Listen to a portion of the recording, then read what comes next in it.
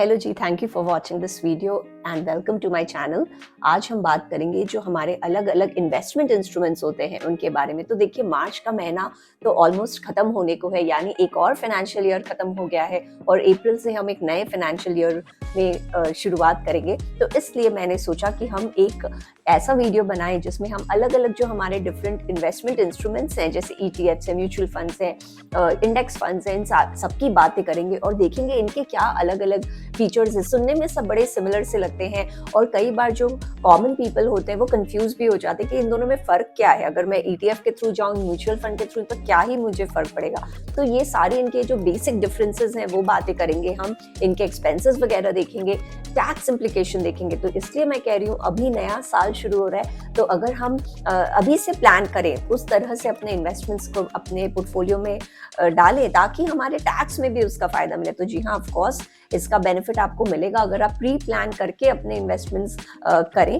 तो ये सारी बातें करेंगे इस वीडियो में। तो अंत में हम ये बात करेंगे कि कौन सा इंस्ट्रूमेंट किस इन्वेस्टर के लिए ज्यादा फायदेमंद रहेगा। तो मैं आशा करती हूँ आप मेरे साथ वीडियो के अंत तक बने रहेंगे।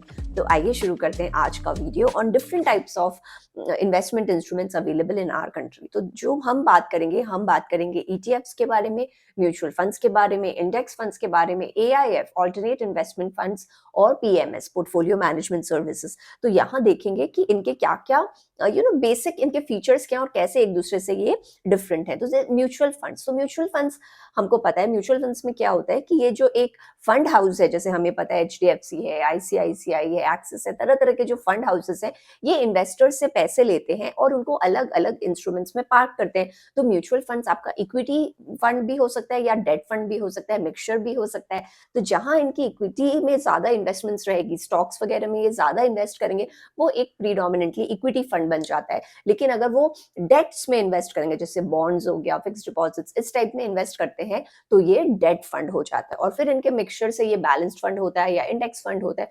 तो आगे देखेंगे हम ये और क्या इनके वैरायटी होते हैं। तो म्यूचुअल फंड में इन्वेस्ट करने का एक ये फायदा होता है कि आपको अपने फंड में ज्यादा माथापच्ची करने की जरूरत नहीं। आपने एक एएमसी को चूज किया, उनके फंड में पैसे डाल दिए और वहां उनके जो मैनेजर्स हैं, जो एक्सपर्टीज है, उसके साथ वो इन्वेस्ट करते हैं। तो यहाँ आप एक निश्चिंता के साथ बैठ सकते हैं कि आपको इस कैटेगरी के म्यूचुअल फंड में पैसे डालने हैं तो आपने उधर डाल दिए। तो इस तरह से म्यूचुअल फंड में क्या होता है कि इन्वेस्टर के पैसों को लेकर जो फंड मैनेजर है वो इनको अलग अलग स्टॉक्स में या बॉन्ड्स में पार्क कर देते हैं। ठीक है, तो अब म्यूचुअल फंड में जैसे मैंने बोला, इक्विटी हो सकता है, डेट हो सकता है। इक्विटी यानी जहां इन्वेस्टमेंट्स स्टॉक्स में ज्यादा होती है, तो ऑफ कोर्स जहां स्टॉक्स आता है वहां वोलेटिलिटी बढ़ जाती है। तो इस इक्विटी फंड्स में क्या होगा कि आपका जो रिस्क कंपोनेंट है वो बढ़ जाएगा, क्योंकि आपकी जो एक्सपोजर है वो स्टॉक्स में ज्यादा है और आपका जो वोलेटिलिटी है वो भी बढ़ जाएगा, लेकिन आपको रिटर्न्स मिलने की भी ज्यादा संभावना है। अगर आपने अपने पैसे एक डेट फंड में डाले हैं तो इस केस में उल्टा हो जाता है, यानी आपका जो रिटर्न्स है वो स्टेडी रहेगा, इक्विटी से कंपेयर करें तो कम भी रह सकता है और वोलेटिलिटी नहीं रहेगी ज्यादा। इक्विटी क्योंकि मार्केट पे वो स्टॉक्स निर्भर है, वो ऊपर नीचे होता है। तो डेट फंड में आपको स्टेडी रिटर्न्स मिलेंगे और lower risk and return component रहेगा। फिर हम देखते हैं बैलेंस्ड फंड। तो नाम से समझ में आ रहा है बैलेंस है, यानी ये इक्विटी और डेट दोनों में बराबर पैसे डालते हैं। ये आपके रिस्क और रिटर्न प्रोफाइल को बैलेंस्ड रखता है। और उसी तरह एक है हाइब्रिड फंड। हाइब्रिड में भी आपको डेट और इक्विटी दोनों के कंपोनेंट्स मिलेंगे, लेकिन यहाँ वैरी रहेगा, ये बैलेंस नहीं है। देखिए, बैलेंस में आपको एक बैलेंस रिटर्न रिस्क प्रोफाइल मिलेगा, लेकिन यहाँ आपके रिस्क रिटर्न प्रोफाइल ऊपर नीचे होंगे, वो वैरी करेंगे। तो ये हो गया हाइब्रिड फंड। तो ये देखिए, ये है म्यूचुअल फंड और म्यूचुअल फंड्स के डिफरेंट डिफरेंट वैरायटीज जो हमने अभी बात की। अब म्यूचुअल फंड्स में भी दो और आप तरह से उसको क्लासिफाई कर सकते हैं, एक्टिवली या पैसिवली मैनेज फंड्स। तो एक्टिवली जहां फंड मैनेजर म्यूचुअल फंड को ट्रैक कर रहा है कि वो कितना ऊपर है, कितना नीचे है, इस तरह से वो हो गया एक्टिव। और पैसिव में आपका जो फंड है वो किसी इंडेक्स को फॉलो कर रहा है, तो इस केस में वो पैसिव हो जाता है, यानी कोई एक्टिव मैनेजर उसको देख नहीं रहा है, वो इंडेक्स के हिसाब से ऊपर नीचे करेगा। तो ये देखते हैं हम एक्सचेंज ट्रेडेड फंड्स यानी ईटीएफ्स। तो ईटीएफ्स भी म्यूचुअल फंड की तरह काफी पैसों को अलग अलग जगह पार्क करता है। नाउ म्यूचुअल फंड और ईटीएफ्स में जो सबसे बड़ा डिफरेंस है वो ये है कि ईटीएफ्स जो हैं वो स्टॉक मार्केट में एक्टिवली ट्रेड होते हैं। तो यानी आप अपने हिसाब से कभी भी आप स्टॉक्स जैसे ट्रेड करते हो, अपने सिक्योरिटीज अकाउंट से आप ईटीएफ्स बाई कर सकते हो, सेल कर सकते हो।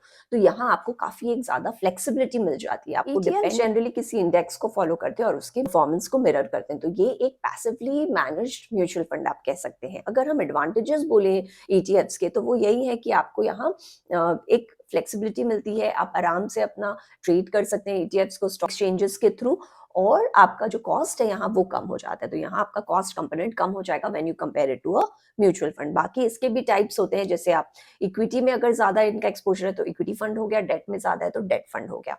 अब देखते हैं हम इंडेक्स फंड क्या होता है। तो इंडेक्स फंड जैसे हमने ऑलरेडी बोला, वो एक रेप्लिका है किसी भी इंडेक्स का। अगर आपको निफ्टी 50 चाहिए, निफ्टी 100 चाहिए, 500 चाहिए, उस हिसाब से आप अपने एक इंडेक्स फंड में डाल दो। तो यहाँ ये बिगनर्स के लिए बहुत अच्छा हो जाता है, जिनको ज्यादा आइडिया नहीं है स्टॉक मार्केट की, तो वो इस टाइप के फंड्स में डाल सकते हैं। अलग अलग बैंकिंग सेक्टर के होते हैं, तो अलग अलग इंडेक्स फंड्स होते हैं, आप डायरेक्टली उसमें डालें। ये बड़े पैसिवली मैनेज्ड फंड हैं और आपके पैसे यहाँ लो कॉस्ट भी है, स्टेडी रिटर्न्स भी देंगे, इंडेक्स को फॉलो करेंगे।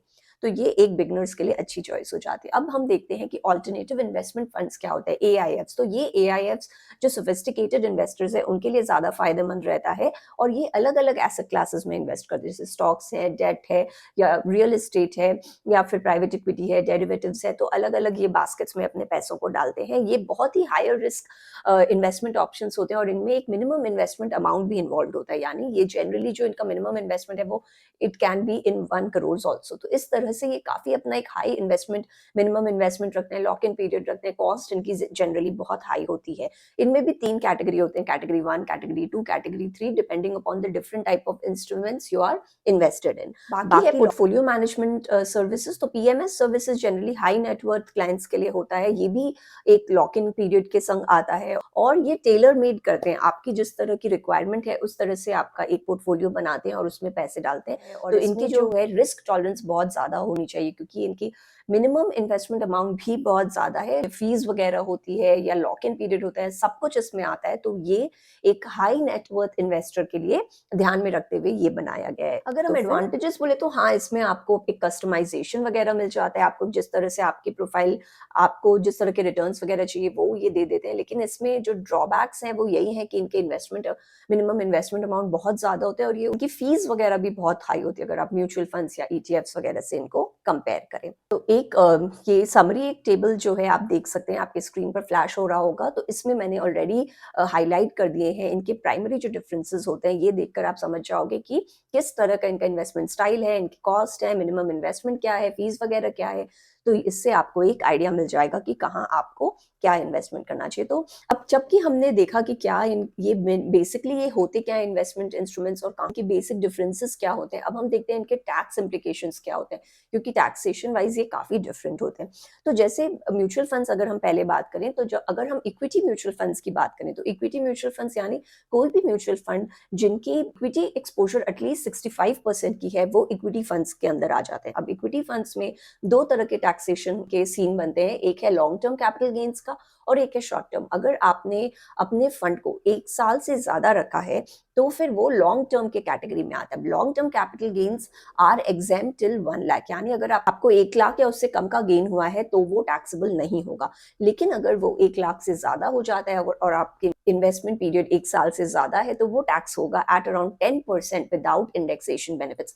अब इंडेक्सेशन बेनिफिट क्या होता है? इंडेक्सेशन यानी हो सकता है आपने कोई भी एसेट, या इस केस में हमारा इक्विटी म्यूचुअल फंड, आपने 10 साल पहले कोई फंड में इन्वेस्ट किया हो, अब तब के दामों में और अब के दामों में काफी फर्क आ गया है। तो इसीलिए उस प्राइस को हम इन्फ्लेशन एडजस्ट करके आज के दिन उसकी क्या प्राइस होती उस हिसाब से कैलकुलेट करते हैं। ये रेट्स जो है ये सीबीडीटी द्वारा यानी central board of direct taxes द्वारा इन्होंने बना रखे हैं। इनको कहते हैं कॉस्ट इन्फ्लेशन इंडेक्स या फिर शॉर्ट में सीआईआई।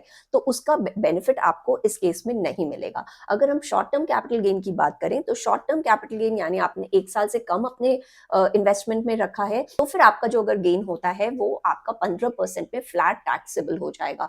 अब यहाँ अगर आप एक कोई हायर स्लैब रेट में भी फॉल करते हैं टैक्स के, तो भी ये फ्लैट आपको 15% पर ही टैक्स होगा। तो ये एक बेनिफिट आ जाता है अगर आप शॉर्ट टर्म कैपिटल गेन में आपको मिल रहा है, और अगर लॉन्ग टर्म में 1 लाख तक आपके गेन हुआ है तो वो टैक्स नहीं को। तो देखिए, जब आप कोई इंस्ट्रूमेंट में इन्वेस्ट कर रहे हैं तो आपको ये बातें ध्यान रखनी चाहिए। इससे आपका जो ओवरऑल आप टैक्स कैलकुलेट करोगे उसमें फर्क पड़ेगा। अगर मैंने कोई भी इन्वेस्टमेंट को 1 साल पहले खरीदा है, तो मैं उसको अगर इस तरह से बेचूं कि मेरा जो गेन है वो 1 लाख से कम है, तो आप वहां अपने टैक्स को बचा सकते हो। तो इस तरह से आप प्लान कर सकते हैं अपना, अगर आपको टैक्सेशन इम्प्लीकेशंस पता हो। तो जिस तरह से ये इक्विटी म्यूचुअल फंड्स है, जैसे हम स्टॉक्स वगैरह खेलते हैं, उसमें भी सिमिलर है लॉन्ग टर्म और शॉर्ट टर्म के प्रोविजंस। अब हम देखते हैं डेट फंड्स में क्या होते हैं। तो 1 अप्रैल 2023 से डेट फंड्स के टैक्सेशन चेंज हो गए हैं। तो इस केस में अगर आपका कैपिटल गेन्स होता है डेट फंड से, तो वो शॉर्ट टर्म कैपिटल गेन्स माना जाएगा, irrespective of the period of holding. इनको इंडेक्सेशन बेनिफिट्स नहीं मिलेंगे।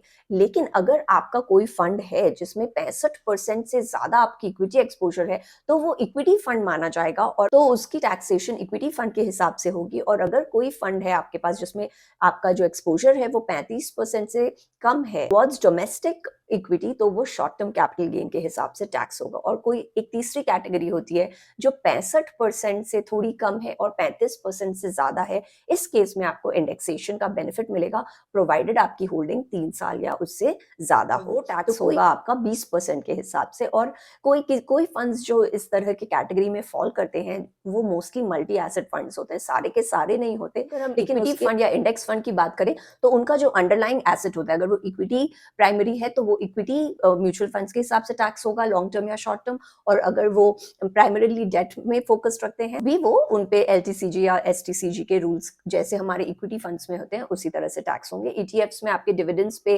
टैक्सेस लगेंगे as per your income tax slab rate. तो उसी तरह से इंडेक्स फंड में भी है, जो उनका अंडरलाइंग एसेट होता है उस हिसाब से वो शॉर्ट टर्म या लॉन्ग टर्म के कैटेगरी में टैक्स हो जाते हैं। अगर हम बात करें एआईएफ्स, तो एआईएफ्स में जो कैटेगरी 1 और 2 होता है, ये इनकी जो इन्वेस्टमेंट्स होती है वो इंफ्रास्ट्रक्चर या वेंचर कैपिटल टाइप में ये इन्वेस्ट करते हैं। तो इस तरह के फंड्स इन्वेस्टर के हाथ में ही आप टैक्सेशन का लाइबिलिटी आ जाता है। लेकिन जो इनका कैटेगरी 3 है, जो इन्वेस्ट करता है हेज फंड या प्राइवेट डेट में, उस केस में जो टैक्सेबिलिटी है वो फंड्स के हाथ में ही रहती है, यानी वो अपने एंड पे ही उनको टैक्स करके हायर स्लैब रेट में टैक्स की टैक्सेशन, जिस तरह से आप स्टॉक्स वगैरह की टैक्सेशन होती है उसी तरह से टैक्स होगा। और डिविडेंड्स कोई अगर आपका रिसीव होता है तो वो आपके इनकम टैक्स स्लैब रेट पर ही टैक्स होगा। तो अगर हम टैक्स के हिसाब से बात करें, तो जो म्यूचुअल फंड्स और ईटीएफ से ये आपको थोड़ी राहत दे देते हैं when it comes to long term equity investments. ध्यान रखें, ये टैक्स के रूल्स हमेशा चेंज होते रहते हैं, तो इन्वेस्ट करने से पहले आप अपने मेक श्योर कि हम आपके जो रूल्स हैं वो कंप्लाई कर रहे हैं जिस तरह से आप सोच रहे हैं। बाकी अगर हम बात करें आपकी इन्वेस्टमेंट चॉइस के हिसाब से, तो देखिए आपको क्या अब इन्वेस्टमेंट चॉइस रखना चाहिए। अगर आपका एक शॉर्ट टर्म होराइजन है, अगर 3 साल या उससे कम आपका इन्वेस्टमेंट होराइजन है, तो आप डेट फंड्स में या फिक्स्ड डिपॉजिट्स में डालिए। ये आपको लोअर वोलेटिलिटी और स्टेडी रिटर्न्स देंगे। अगर आप चाहते हैं ज्यादा रिटर्न्स और आपकी होल्डिंग पीरियड भी 5 साल या उससे ज्यादा है, तो आप इक्विटी फंड्स देख सकते हैं। ये ईटीएफ्स या इंडेक्स फंड्स इस टाइप के में भी आपको हायर रिटर्न्स मिलेंगे। बाकी अगर आपकी रिस्क टॉलरेंस ज्यादा है, तो आप डायरेक्टली स्टॉक्स में पैसे डाल सकते हैं या आप पीएमएस सर्विसेज में जा सकते हैं, अगर आपकी रिस्क एपेटाइट और आपका इन्वेस्टमेंट साइज बड़ा है और आपको टेलर मेड कस्टमाइज रिटर्न्स चाहिए। अगर आप कंजर्वेटिव रिटर्न्स चाहते हैं और आप रिस्क अवर्स हैं, यानी आप ज्यादा रिस्क नहीं लेना चाहते हैं, तो फिर आप इंडेक्स फंड देखिए, बहुत बेस्ट है, वो डायरेक्टली इंडेक्स को रेप्लिकेट करेगा। आप डेट फंड्स देखिए या फिर आप बैलेंस्ड या हाइब्रिड फंड्स देखिए। तो इस तरह से आपका रिस्क और रिटर्न प्रोफाइल जो है वो बैलेंस्ड रहेगा। अगर आपका इन्वेस्टमेंट साइज बहुत बड़ा है, तो ही आप पीएमएस या एआईएफ्स में जाइए, क्योंकि इनके जो मिनिमम इन्वेस्टमेंट अमाउंट्स हैं वो काफी हाई रहते हैं। तो समरी में मैं यही बोलना चाहूंगी कि जो बिगिनर्स अगर हैं, तो आपको हमेशा डेट फंड्स या इंडेक्स फंड्स से ही शुरुआत करनी चाहिए। यहाँ आपका जो रिस्क और रिटर्न प्रोफाइल है वो बैलेंस्ड रहता है, और आपको वो माथापच्ची भी नहीं करनी। अगर आप इंडेक्स फंड में डाल रहे हो, तो किस तरह के सेक्टर्स में डालूं, कहाँ कितने पैसे डालूं, कब एग्जिट करूं, तो वो इंडेक्स ब्रॉडर इंडेक्स को फॉलो करेगा। हाँ, इसमें आपकी जो रिटर्न्स है वो जनरली इक्विटी फंड्स वगैरह से कम होगी, लेकिन आपको एक पीस ऑफ माइंड रहेगा और फिर आप धीरे धीरे विद एक्सपीरियंस आप अपना और कहीं कहीं इन्वेस्टमेंट को डाइवर्सिफाई कर सकते हैं, लेकिन शुरू के लिए आपके लिए ये बेहतर है। और उन आप जो सेकेंड स्टेज इन्वेस्टर्स हैं वो इंडेक्स फंड या ईटीएफ्स देख सकते हैं, वो और कॉस्ट इफेक्टिव वे है। अगर आप म्यूचुअल फंड से कंपेयर करें तो आपको यहाँ ईटीएफ्स में ज़्यादा फ्लेक्सिबिलिटी मिलती है और ज़्यादा ट्रांसपेरेंसी भी रहती है।